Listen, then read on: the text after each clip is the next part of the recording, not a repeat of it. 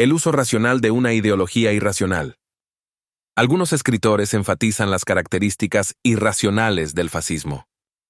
Al hacerlo, pasan por alto las funciones político-económicas racionales que desempeñó el fascismo. La política es en gran medida la manipulación racional de símbolos irracionales. Por supuesto, esto aplica a la ideología fascista, cuyos llamamientos emotivos han cumplido una función de control de clase. Primero fue el culto al líder, en Italia, il Duce, en Alemania, der Führerprinzip. Con el culto al líder vino la idolatría del Estado. Como escribió Mussolini, la concepción fascista es del Estado y ella es del individuo, en cuanto aquel coincide con el Estado. El fascismo predica el gobierno autoritario de un Estado que lo abarca todo y un líder supremo. Ensalza los impulsos humanos más encarnizados de conquista y dominación, mientras rechaza el igualitarismo, la democracia, el colectivismo y el pacifismo como doctrinas impregnadas de debilidad y decadencia. El compromiso con la paz, escribió Mussolini, es hostil al fascismo. La paz perpetua, afirmó en 1934, es una doctrina deprimente. Solo en la lucha cruel y la conquista podían alcanzar los hombres o las naciones su más alta realización. Aunque las palabras son cosas hermosas, afirmó, los rifles, las ametralladoras, los aviones y los cañones son aún más hermosos. Y en otra ocasión escribió, solo la guerra eleva a la máxima tensión todas las energías humanas e imprime un sello de nobleza a los pueblos que tienen la virtud de afrontarla. Irónicamente, la mayoría de los reclutas del ejército italiano no tenían las agallas para el belicismo de Mussolini y tendían a retirarse de la batalla una vez que descubrían que el otro lado estaba empleando munición real. La doctrina fascista enfatiza los valores monistas, ein Volk, ein Reich, ein Führer, un pueblo, un imperio, un líder. La gente ya no debe preocuparse por los conflictos de clase, sino que debe verse a sí misma como parte de un todo armonioso, una visión que beneficia al status quo económico, al encubrir el sistema actual de explotación de clase. Esto en contra de una agenda de izquierda que aboga por la articulación de demandas populares y una mayor conciencia de la injusticia social y la lucha de clases.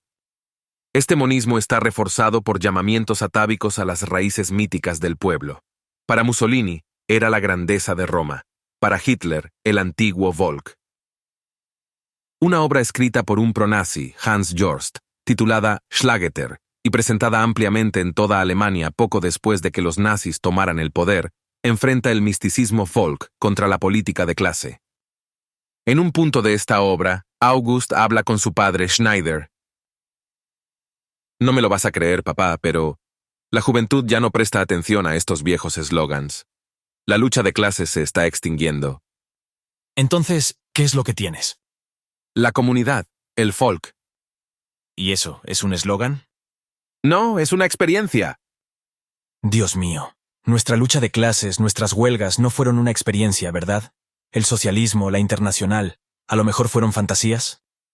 Fueron necesarias, pero son experiencias históricas. Entonces, el futuro que le depara a tu comunidad, a tu Volk. Dime, ¿cómo lo ves en realidad? Pobres, ricos, saludables, de élite, menesterosos. Todo esto deja de existir para ti, ¿verdad? Mira, papá, la élite, los menesterosos, los pobres, los ricos, todo eso existirá siempre. Lo que en realidad es relevante es la importancia que uno le da a aquella pregunta. Para nosotros la vida no encuentra sus límites en el trabajo ni en el mercado. En cambio, creemos en la existencia humana como un todo. Ninguno de nosotros considera que ganar dinero es lo más importante. Lo que deseamos es servir. El individuo es un corpúsculo en las arterias de su pueblo. Los comentarios del hijo son reveladores. La lucha de clases se está extinguiendo. La preocupación del padre por los abusos del poder de clase y la injusticia de clase se descarta fácilmente como un estado de ánimo sin realidad objetiva. Incluso se equipara falsamente con una crasa preocupación por el dinero. Presumiblemente, los asuntos relacionados con la riqueza deben dejarse en manos de quienes la tienen. Tenemos algo mejor, dice August, una experiencia totalista y monista como pueblo, Todos nosotros, ricos y pobres, trabajando juntos por más gloria. Convenientemente se pasa por alto cómo los gloriosos sacrificios son soportados por los pobres en beneficio de los ricos. La posición enunciada en esa obra y en otra propaganda nazi no revela una indiferencia de clase, muy por el contrario, representa una aguda conciencia de los intereses de clase, un esfuerzo bien diseñado para enmascarar y silenciar la fuerte conciencia de clase que existía entre los trabajadores en Alemania. En medio de aquella astuta negación, podemos ver cómo admiten, en secreto, lo que pretenden negar. El patriarcado y la pseudo-revolución. El chauvinismo, el racismo, el sexismo y los valores patriarcales del fascismo también sirvieron a un interés de clase conservador. La doctrina fascista, especialmente la variedad nazi, se compromete explícitamente con la supremacía racial. Se dice que los atributos humanos, incluido el estatus de clase, se heredan a través de la sangre. La posición de uno en la estructura social se toma como una medida de la naturaleza innata del individuo. La genética y la biología se organizan para justificar la estructura de clases existente, no muy diferente de lo que los académicos racistas están haciendo hoy en día con sus teorías de la curva de campana y las tonterías eugenésicas recalentadas. El fascismo apoya, además de la desigualdad de raza y de clase, la homofobia y la desigualdad sexual. Entre las primeras víctimas del nazismo se encontraba un grupo de nazis homosexuales, líderes de las tropas de asalto de las SA. Cuando las quejas sobre el comportamiento abiertamente homosexual de Ernst Röhm, líder de las SA, y algunos de sus camisas pardas llegaron a Hitler después de que tomó el poder, emitió una declaración oficial en la que afirmaba que el problema pertenecía puramente al dominio privado, y que la vida privada de los oficiales de las SA no podían ser objeto de escrutinio a menos que entrasen en conflicto con los principios básicos de la ideología nacionalsocialista. Las SA paramilitares habían sido utilizadas para ganar la batalla en las calles contra sindicalistas y rojos. Las tropas de asalto actuaron como una fuerza pseudo-revolucionaria que empleó agravios masivos acompañados de una condena retórica del capital financiero.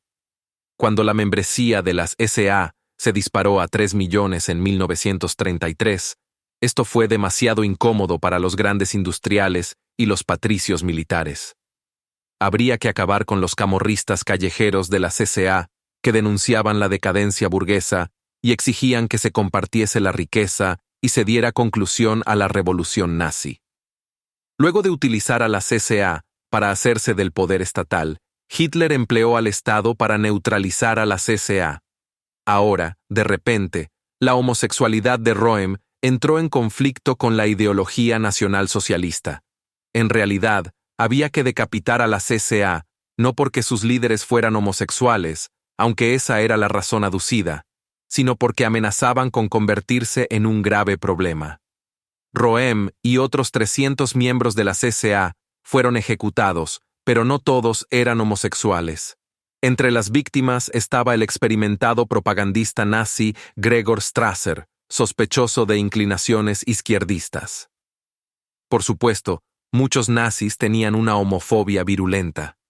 Uno de los más poderosos de todos, el líder de las SS Heinrich Himmler, vio a los homosexuales como una amenaza para la masculinidad alemana y la fibra moral de los pueblos teutónicos, ya que un mariquita homosexual no procrearía ni sería un buen soldado.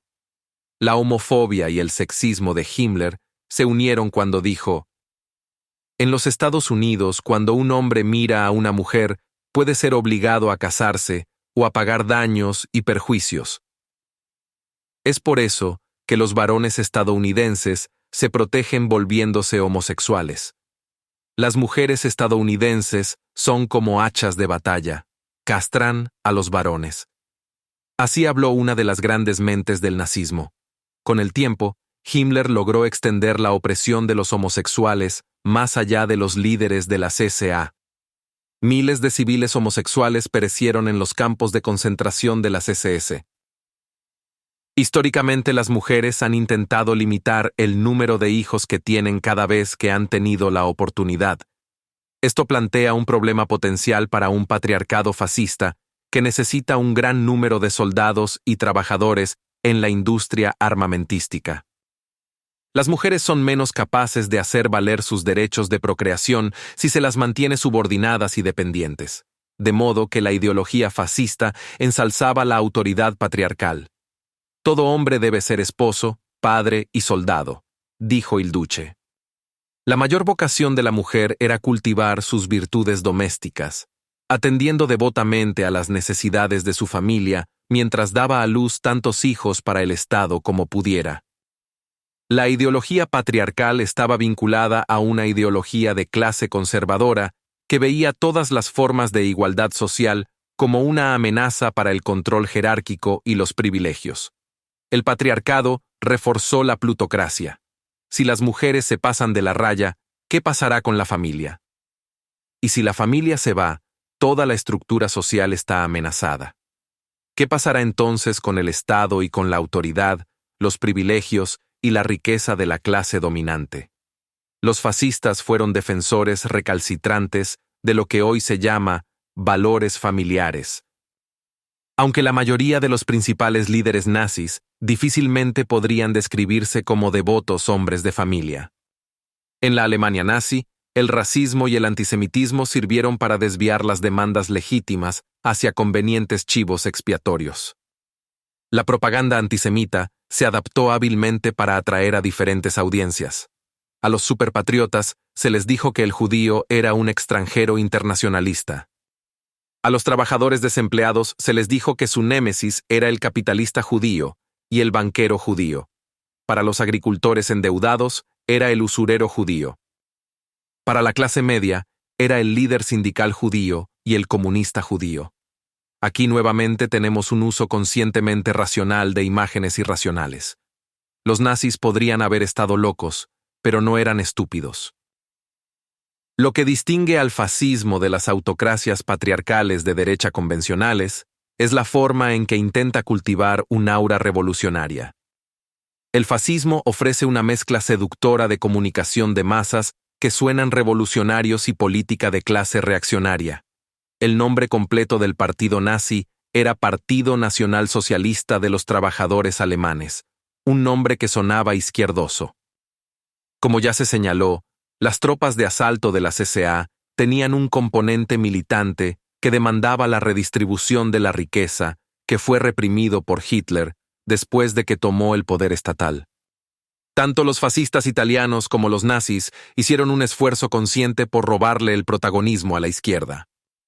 Hubo movilizaciones masivas, organizaciones juveniles, brigadas de trabajo, mítines, desfiles, pancartas, símbolos y consignas. Se habló mucho de una revolución nazi que revitalizaría la sociedad, barriendo con el viejo orden y construyendo algo nuevo. Por esta razón, los escritores mainstream sienten la libertad de tratar al fascismo y al comunismo como gemelos totalitarios. Se trata de reducir la esencia a la forma. La similitud en la forma se toma como razón suficiente para desdibujar la gran diferencia en el contenido real en lo que refiere a la clase. Escritores como James Gregor y William Ebenstein, innumerables líderes políticos occidentales y otros que supuestamente pertenecen a la izquierda democrática, con frecuencia meten al fascismo y al comunismo en el mismo saco. Por lo tanto, Noam Chomsky afirma: el surgimiento de las corporaciones fue, de hecho, manifestación del mismo fenómeno que dio lugar al fascismo y al bolchevismo, los cuales germinaron del mismo suelo totalitario. Pero en la Italia y la Alemania de esa época, la mayoría de los trabajadores y campesinos hacían una firme distinción entre el fascismo y el comunismo, al igual que los industriales y banqueros que dieron su apoyo al fascismo por temor y odio al comunismo, un juicio basado en gran medida en sus realidades de clase. Hace años, solía decir que el fascismo nunca logró resolver las contradicciones irracionales del capitalismo. Hoy en día tengo otra opinión. Sí logró ese objetivo, pero solo para los capitalistas, no para el pueblo. El fascismo nunca tuvo la intención de ofrecer una solución social que sirviera a la población en general, solo una solución reaccionaria, imponiendo todas las cargas y pérdidas sobre el pueblo trabajador. Despojado de su parafernalia ideológica y organizativa, el fascismo no es más que una solución final a la lucha de clases, la sumersión totalista y la explotación de las fuerzas democráticas en beneficio y ganancia de la élite financiera. El fascismo es una revolución falsa. Cultiva la apariencia de política popular y un aura revolucionaria sin ofrecer un verdadero contenido de clase revolucionario. Propaga un nuevo orden mientras sirve a los mismos viejos intereses de los adinerados. No podemos culpabilizar a sus líderes por confundir, sino por engañar. Que trabajasen arduamente para engañar al pueblo no significa que ellos mismos no tuvieran conciencia.